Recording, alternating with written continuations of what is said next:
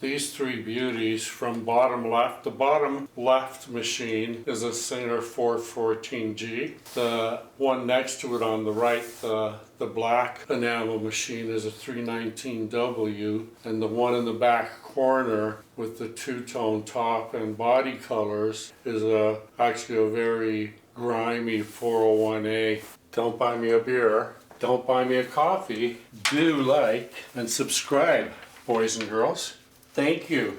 There are 3 points on the hand wheel end of the horizontal arm shaft cover where oil has to be applied. So the first oil point is here.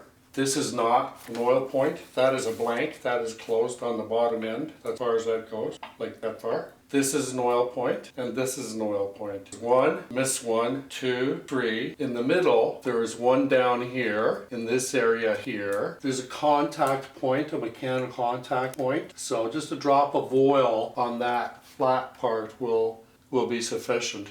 And then we need a drop there, right? And then over here, we only need 1 drop of oil there. So it's 1, miss, 2, 3, 4, 5, 6. Now we're going to go down to here in front of the faceplate, beside the faceplate. Put a drop of oil in there and a drop of oil in there.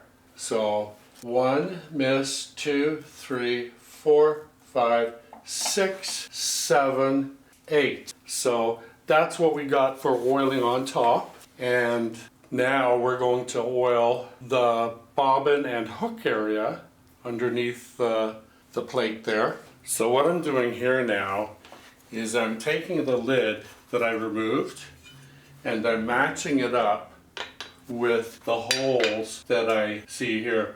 There is the screw, that's the screw hole. This is an oil point, the first one, and it lines up with that.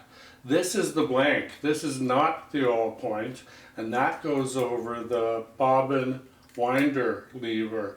This is an oil point, and it drops oil onto that thing right there. And this is an oil point, and then that is, no, pardon me, not that, that is, and then this one is. And then I oil my screw holes as well. So that's very explanatory as far as that goes. Now, the next place we need oil is right down there, but there's an oil hole right there, and then the other area we want to oil is this part right in here. There's a metal contact spring point there, so that requires it as well. And that's that part there. This is going to be a good comparison to the way it was on the 348. Okay, this end here, it's pretty easy to go to town. There are a lot of oil points on this end. I'm not going to talk about the pressure bar, so ignore the pressure bar, but I'm going to start at the top, at the left-hand side, and I'll use my pointer. There's 1, that screw and area there. There is 2. There is 3, there is 4, and what you're oiling here is the top of this needle bar tube. This area will get it too, which is okay. And then let me check my list. After that, I want to go to down here. It has to be oiled in there, and it has to be oiled in there. So it's going to be there, there, there, and we're going to go there, and on that screw, and there, and there. That's the screw to hold the faceplate on. And that pretty much is how we're going to oil that end. Starting at this end, there are a number of points to oil. Watch this. The first point is right there.